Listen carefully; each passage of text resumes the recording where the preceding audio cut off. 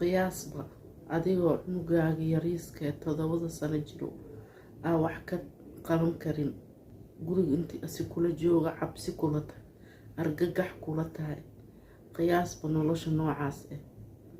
allahumma najina subscribe haddii ii saartid maxaa ka halaaway walaalkee iyo walaashay رب اشرح لي صدري ويسر لي أمري واحلل عقدة من لساني يفقهوا قولي. السلام عليكم ورحمة الله وبركاته أحبابي سيتين مفيعنتين أنا كوافي عنا إذن كانوا حاني رجيننا عافمات عمري دير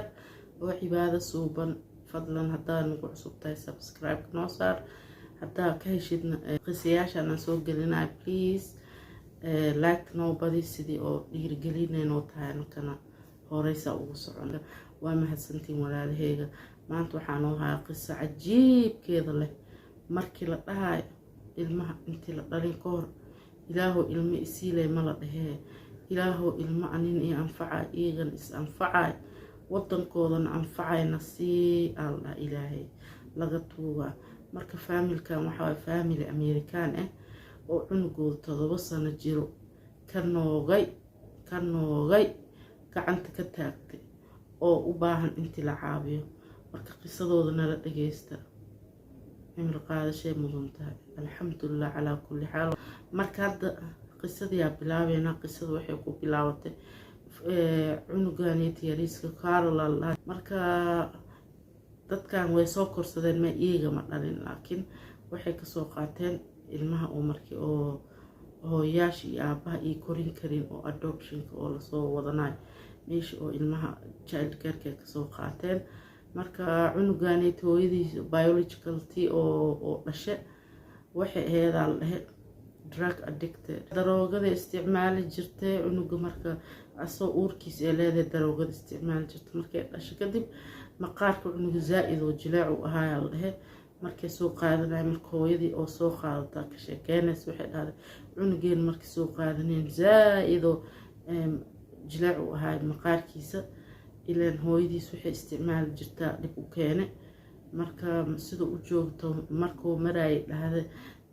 18 bil markuu maraayay wuxuu bilaabay dhaheen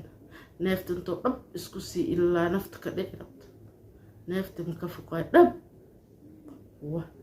cunug wax saamgo ama ku arki jirin cunugeen maxaa daaraas ahna markaas oo calaamadihiisa soo bilaabanayeen ma fahamtay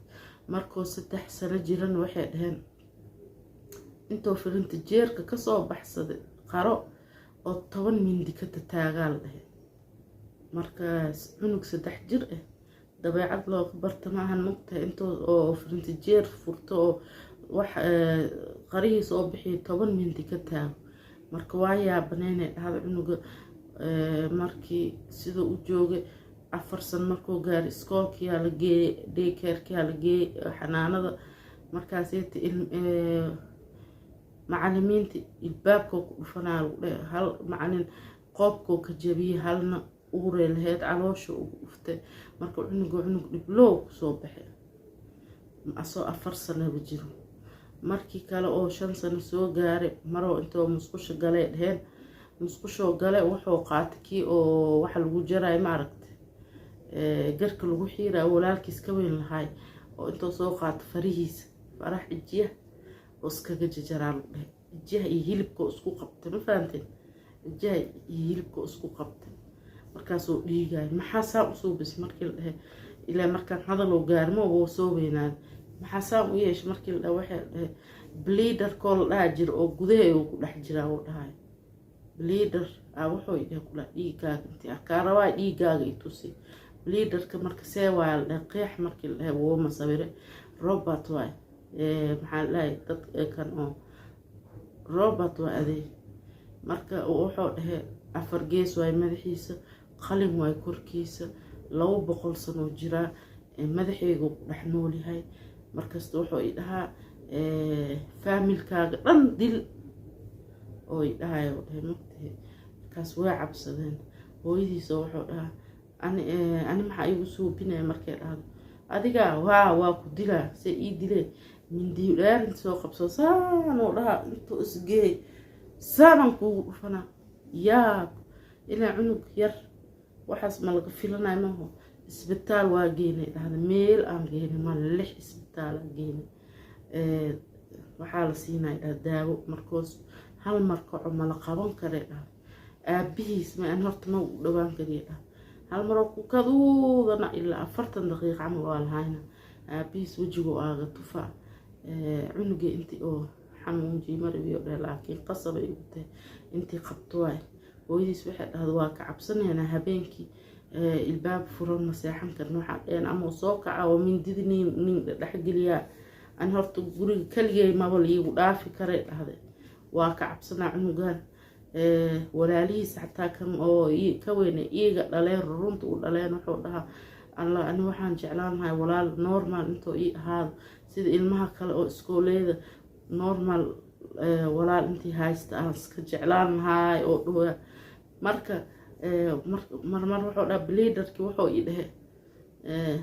iskoolka intii tagta macalyaasha dhan dil oo ii dhahe marka waxaan ka cabsanaya dhaha mar kasta oo noo goondinooyo intoo mar runka dhigi doono marmar waxaa uga cabsanaynaa dhahe naftiisa asiga naftiisa aba aaga cabsanaynaa intoo wax isku suubiyo anaka nafteenan waa u cabsanoonaa waxaa suubinayaan ma ogin isbitaal 6 mar camal waa geena 911 intee wacaan marka ka noogaan cunugeena saam ah waa la wada daawaa la soo siina waa la soo bixina sidiis waa meeshiis oo ka bilaaba marka cunugeena anaka nafteen uga cabsanayn haddana markoo haddoo saam ku sii weynaad waxaa ka cabsanaynaa dhaheen intii oo dadka oo xaafad oo joog iyo meeshoo jooginta oo waxun ku suubi mise naftiisa asiba isdilo mise qof kala dilo mise maalin kasta qofkan waa dilaa oo leeyahay mindida oo qarsanaa intoo ka dhabeey oo qof ku dila aa ka cabsanaynaa waxaa u baahannahay caawinaad dhaheen mogtahay marka meesha hadda psychiatrist iyo waxaa joogaan maskaxdiisa cunuga caadi ma ahan ma fadhisaa la dhehe marka cunuga wuxuu u baahan yahay maskaxiyan uu jiran yahay la dhehe marka ilaaha u caafiyahay hadda iyaga wallahi way ooynooyin markaaneed beswa aabaha wuxuu dhahay cunuggeega u jeedaa wax u qaban karin xanuun ka weyn ma lahan marka caawinaada u baahannahay marka ilaahay waxaa aagtuuga intuu cunugooda u caafiya insha allah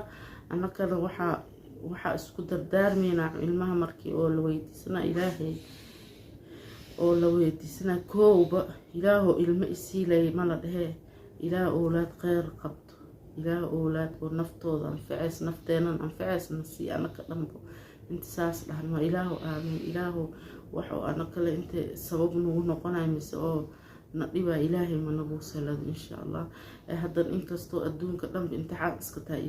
ilaahu waxaa kaa tuugna ilmo baari ah oo nagu soo jeesanaynin caafimaadkooda qabo oo diintooda iyo dalkooda iyo anaka dhanna anfaco insha allah naftoodana anfaco